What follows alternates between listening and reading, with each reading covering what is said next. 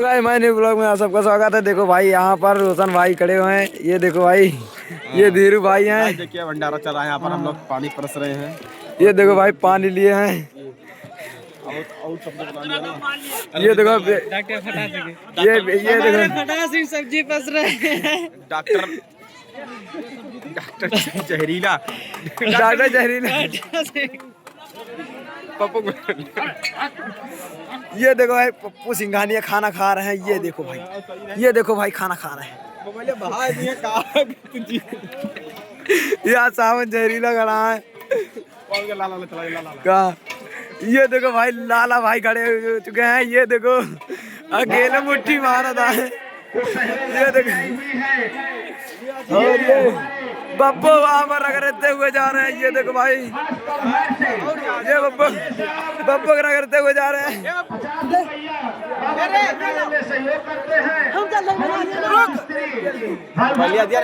ये देखो भाई ये दोनों लड़ाई हो चुके हैं। ये देखो ये दोनों लड़ाई हो रही है।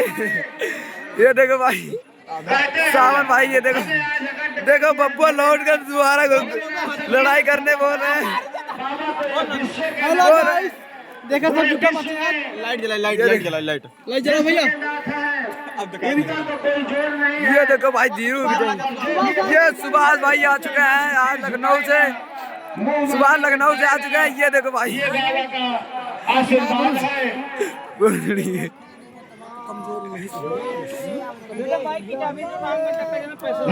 ये देखा भैया तुझे ने खाना खाता है। यहाँ देखो खीरा पर्चे पे लेके चला जा। कहाँ बा